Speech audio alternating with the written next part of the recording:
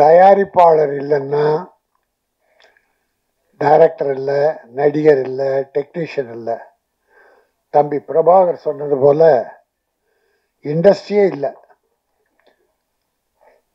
அதை மலையாளத்திலிருந்து வந்தாலும் அமெரிக்காலாம் போனா கூட தமிழ் படம் எடுக்க வேண்டும் என்று துணிச்சலோடு வந்தீங்களே, அதுக்காக என்னுடைய உள்ளம் நிறைந்த பாராட்டுகள். நம்ம தமிழ்ல இருந்து பயந்து ஓடுறாங்க. இப்போ வருஷத்துல 200 படம் வந்தா 180 ப்ரொடியூசர் காணாம போயிடுறாங்க. அவ்வளவுதான், அவன் க்ளோஸ். ஃபீல்டில் இல்லவில் என் தம்பி போஸ் மிக அற்புதமா பேசினார். A to Z அத்தனை கருத்துக்களை நிறைவா சொன்னார். இந்த இண்டஸ்ட்ரி அப்படிதான் இருக்கு. இதற்கு காரணம் குறிப்பா நான் சொல்ல விரும்பல, பொதுவா பல இயக்குனர்கள் காரணம், பல நடிகர்கள் காரணம். 25 நாள்ல படத்தை முடிச்சு கொடுத்திருக்காரு டைரக்டர். 25 நாள்ல எங்க ஃபீல்டில் ஒருத்தர் நிரூபிச்சு காட்டி கொடி கட்டி பறந்தார். ராமநாராயணன் ஒரு டைரக்டர். அவர் ஹீரோக்களை நம்புறதை விட மிருகங்கள் அதிகமா நம்புவார். ஒவ்வொரு படத்திலும் ஒரு கதை அல்ல அம்மன் ஏதோ வச்சு 25 to 28 days ஒரு படம் நடந்துகிட்டே இருக்கு, இன்னொரு படம் டிஸ்கஷன் இருக்கும். அப்படி 100க்கு மேல படங்கள் எடுத்து மிகப்பெரிய வெற்றி பெற்றவர் ராமநாராயணன். முடியுமானா முடியும், வாழ்ந்து காட்டியிருக்காங்க. துரை, பசி எடுத்த துரை, எத்தனையோ டைரக்டர் இருக்காங்க. என் தம்பி மோகன்ஜி,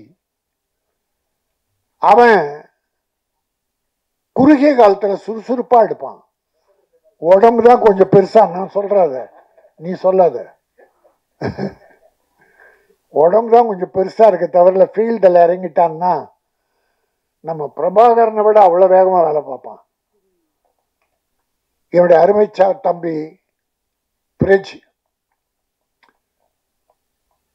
அவருக்கு எனக்கு என்ன தொடர்புனா, அவர் என்ன ஏற்குறைய 45 குத்து கத்தியால குத்திருக்காரு. அதாவது 5 குத்துல இறந்து போனோம் நான். ஆனா அத 7-8 டேக் எடுத்துக்கும். அது அவர் செய்த சதியா டைரக்டர் செய்த சதியா தெரியல. ஏற்குறைய 45 குத்து கத்தியால நைட்டு 12 மணி. யோ நல்லா தானேயா பண்ண? இல்ல நீங்க நல்லா பண்ணுங்க, அவர் சரியா குத்தல. அவர் சார் நான் சரியா தான் குத்தினேன். இல்ல அவர் சரியா சாகல.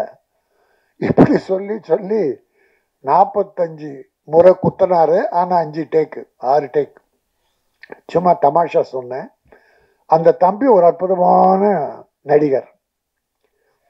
எனக்கு இதுல தாடி வச்சு பண்ணதால அடையாளம் தெரியல. மோகனை கேட்டேன், எங்க அந்த பிரிட்ஜ்? அந்த பிரிட்ஜ் இங்கதான் இருக்குது. பார்த்தா தாடி இல்லாம அன்னைக்கு படத்தில் நாங்க பண்ணும்போது பார்த்தது. அந்த தம்பிக்கு எதிர்காலம் உண்டு. எப்போ ப்ரொடியூசர் வாழணும்னு நினைக்கிறீங்களோ அப்ப நீங்க வாழ்வீங்க. இன்னைக்கு சின்ன படங்களுக்கு ஓரளவுக்கு மரியாதை கிடைக்குது. மக்கள் பெரிய ஹீரோவை தான் பார்க்கறேன்னு இல்லை, பெரிய ஹீரோக்கள் படம்லாம் படுத்துருச்சு. பல இந்த 6 மாசத்துல பார்த்துருக்கோம் பல படங்கள். ஆனா சின்ன படங்கள் வாழ்ந்திருக்கு. குட் நைட், டாடா, போர் தொழில், இப்போ வாழைன்னு ஒரு படம், அப்புறம் அப்படி சில படங்கள் சின்ன சின்னதா நம்முடைய தமிழ் பண்பாடு, கலாச்சாரம், கிராமியம் இதை அடிப்படையா வச்சு எடுக்கிற படங்கள் எல்லாம் வெற்றி பெறுது. நம்ம மக்கள் வந்து பார்க்கறாங்க. அதனால இந்த சேவகர் படம் நிச்சயமா வெற்றி பெறும். அந்த ப்ரொடியூசர் மனசுக்கும் டைரக்டர் மனசுக்கும் நடித்த டெக்னீஷியன் அத்தனை பேருடைய மனசுக்கும் இது ஒரு பெரிய வாழ்வை தரும். சேவகர் சேவை செய்பவன், இல்லாதவர்களுக்கு கொடுப்பவன், முடியாதவர்களை கைதூக்கி விடுபவன், பிரதிபலன் பார்க்காமல் உழைக்கிறானே அவன்தான் சேவைக்கு அதிபர் சேவகர். ஆனா இந்த காலத்துல என்ன நடக்குது நாட்டிலன்னா, கையூட்டு பெறுகிற அதிகாரிகள் 60-70% நேர்மையான அதிகாரிகள் ஒரு 30% கூட இல்லை, இல்லாம இல்லை, இருக்காங்க. பல அக்கிரமங்கள் நடக்கிறதுக்கு பல அதிகாரிகள் காரணம், அரசியல்வாதிகள் காரணம். இன்றைக்கு எடுத்ததுக்கெல்லாம் முதலமைச்சர் சொல்றோம். கள்ளக்குறிச்சி முதலமைச்சர் என்ன பண்ணார்? இத்தனை போச்சு, போனது தப்பு, குடிச்சது தப்பு, கள்ளச்சாராயம் வித்தது தப்பு, யாரும் ஒத்துக்கல. அந்த இலாக்கா அதிகாரிகள் ஒழுங்கா பார்த்திருந்தா அது நடந்திருக்காது. அது எதுக்காக சாட்டுறோம்னா, இலாக்கா முதல்வர்கிட்ட இருக்கு, அதனால முதல்வரை சொல்றாங்க. எல்லாத்தையும் முதல்வர் நேரடி, அவர் அடிக்கடி அதிகாரிகள் மீட்டிங்கை போட்டு போதைப் பொருளை கட்டுப்படுத்துங்க, கள்ளச்சாராயம் விற்கக்கூடாது என்று எத்தனை மீட்டிங் போடுறார். அதாவது இது எப்படி இருக்குன்னா, தாம்பரத்துக்கு போறதுக்காக ஒருத்தன் மவுண்ட் ரோட்ல பஸ்ல நின்னான். பஸ்ஸுக்கு ஒரு பஸ் ஃபுல்லா இருந்து நிக்காம போயிடுச்சு. ரெண்டாவது பஸ் பார்க்கறான், நிக்காம போகுது. மூணாவது பஸ் நிக்காம போகுது. அவனுக்கு வெறுப்பாயிடுச்சு. என்ன ஒரு பஸ் கூட நிக்க மாட்டேங்குது.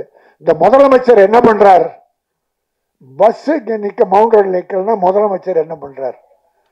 சரி, அடுத்த ஒரு பஸ் காலியா வந்தது, அதுல சீட்டு கிடைச்சது, உட்காந்துட்டான். அவன் போறான். போகும்போது இந்த பஸ் கொஞ்சம் காலியா வந்து அடுத்த ஸ்டாப்பையும் நிக்குது, ஏத்திக்குது. பிறகு அடுத்த பஸ் ஸ்டாப்பையும் நிக்குது, ஏத்திக்குது. இவன் கத்துறாங்க. என்ன முதலமைச்சர் பண்றார்? இந்த பஸ் எல்லா இடத்துலயும் நின்று போகுது, நான் சீக்கிரம் போகணுமா தாம்பரத்துக்கு? அப்படி உனக்கு ஒரு தேவைன்னா, உனக்கு கிடைக்கலன்னா குறை சொல்லுவ, கிடைச்சா. ஆக அப்படி சமுதாயத்தில் அதிகாரிகளை தட்டி கேட்கிற உரிமை எல்லாருக்கும் இருக்கணும். எவனா இருக்கட்டும், எந்த அதிகாரி அரசியல்வாதியா இருக்கட்டும், தட்டி கேட்கிற உரிமை உங்ககிட்ட இருக்கணும். ஒவ்வொரு மனிதனுக்கும், தனி மனிதனுக்கும் அந்த ஒழுக்கம் நெறி இருக்கணும். ஆகவேதான் இது அற்புதமா சில சமுதாய சீர்கேடுகளை சுட்டிக்காட்டி போஸ் டயலாக் நிறைய பேசுறார். சமுதாய சீர்கேடுகள், லஞ்சம், ஊழல், அதிகாரிகள் செய்கிற தவறு, அரசியல்வாதி செய்கிற தவறு, அத்தனையும் தட்டி கேட்கிற ஒரு அற்புதமான படமாக 25 நாட்களில் எடுத்திருக்கிறார். ஆக அந்த டைரக்டரை நான் பாராட்டுகிறேன். இன்னைக்கு தமிழக முதல்வர் உலகெங்கும் போய் தொழில் முதலீட்டாளர்களை ஈர்க்கிறார். எங்க கேரளாவிலிருந்து வந்து தமிழ் படம் எடுக்கிறீங்க, ரொம்ப மகிழ்ச்சி. அந்த ஹீரோயினி சோமாமா, சோனவா, சானா, சானா, தப்புமா, எழுத்துப்பட நான் பண்ணிட்டேன். அது யாரும் தப்பா பண்ணாதீங்க. கொஞ்சம் கொஞ்சம் தமிழ் வரும்னு கொஞ்சம் தமிழில் பேசணுமா? கொஞ்சம் கொஞ்சம் தமிழ் வரும்னு தைரியமா பேசணும் பாருங்க, அது போதும் எங்களுக்கு. வந்துடும். வில்லனும் அப்படிதான். வில்லனும் கடைசியில் இந்த நன்றி வணக்கம் பிரமாதமா சொன்னார், அது போதும். கொஞ்ச நாள்ல நீங்க தமிழ் பேசுவீங்க, கொஞ்ச நாள்ல தமிழ் பேசுவீங்க. நான் ஒரே ஒரு வேண்டுகோளை வச்சுட்டு நான் முடிச்சுக்கிறேன். அதாவது ஒரு போன மாசம் ஒரு ஆடியோ ஃபங்க்ஷன் நடந்தது. அதில் ஒரு பாட்டு டான்ஸ் பண்ணிடுறது, ஒரு பாப்பா தங்கச்சி நல்லா பண்ணிடுது அழகா. அது கொஞ்சம் வில்லி மாதிரி கிளாமர் சாங். அது என்ன, பஞ்சாபி பலகாரம் நான் ஆகலை சேதாரம், இதுக்கு நான் ஆதாரம் அப்படின்னு இந்த வம்பு பிடிச்ச ஸ்நேகம் எழுதியிருந்த கவிதை இது. தம்பி செய்ய நல்லா எழுதிருந்தான், தப்பா இல்லை, அது கூட ரொம்ப விரசமாலாம் இல்லை, கிளாமர் இருந்தது. கிளாமர் இருக்கணும். அது நான் பார்த்து அந்த பாட்டு பார்த்து பிடிச்சது, நல்லா இருந்தது. அந்த பாப்பா இங்கே வாமான்னு இங்கே வந்து நின்னது. கொஞ்சம் அப்படி பார்த்துட்டு, அம்மா இல்லைம்மா நீ சேதாரம் ஆகலை, நல்ல பிள்ளை, போ உட்காருமா. இதை ஒரு 4 மீடியாக்கள்ல என்னை போட்டு உருட்டி எடுத்துட்டான் சார். என் வயசு என்ன, என் பேத்தி சும்மா ட்ரையா இருந்தது, காமெடிக்காக அதை பண்ணேன்.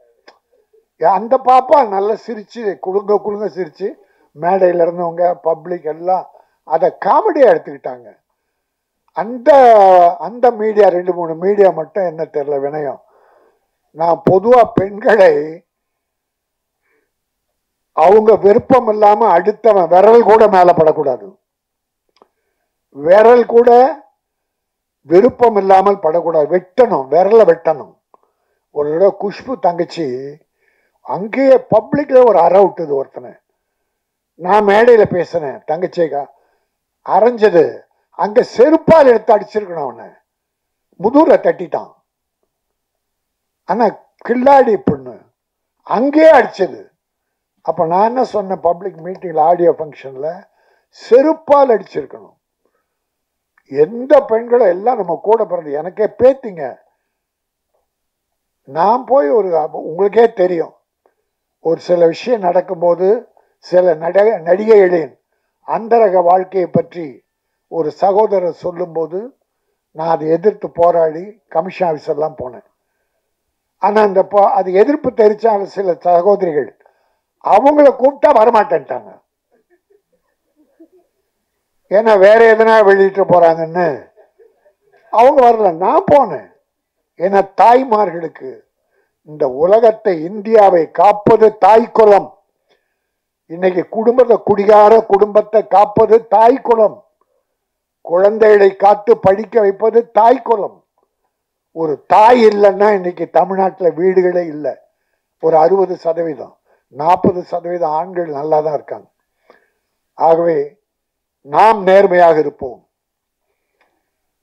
தவறு செய்கிறவர்களை கண்டிப்போம். தண்டிக்க வேண்டியது அரசாங்கம். எல்லாவற்றிலும் மன தைரியம், மன உறுதி வேண்டும். இந்த படம் வெற்றி பெற வேண்டும். இந்த நாட்டில் உண்மையான சேவகர்கள், ஏழைக்கு உதவுகிற சேவகர்கள், அது அரசியல்வாதியோ அதிகாரிகளோ யாராயிருந்தாலும் அவர்கள் நல்லவர்களாக, வெற்றி பெற்றவர்களாக சமூக சேவை செய்ய வேண்டும். அதை வலியுறுத்துகிற சேவகர் படம் மிகப்பெரிய வெற்றி பெற வேண்டும் என நிறைவேற வேண்டி, வாழ்க பட தயாரிப்பாளர் தாமஸ், வாழ்க கோபிநாத் இயக்குனர். நன்றி, வணக்கம்.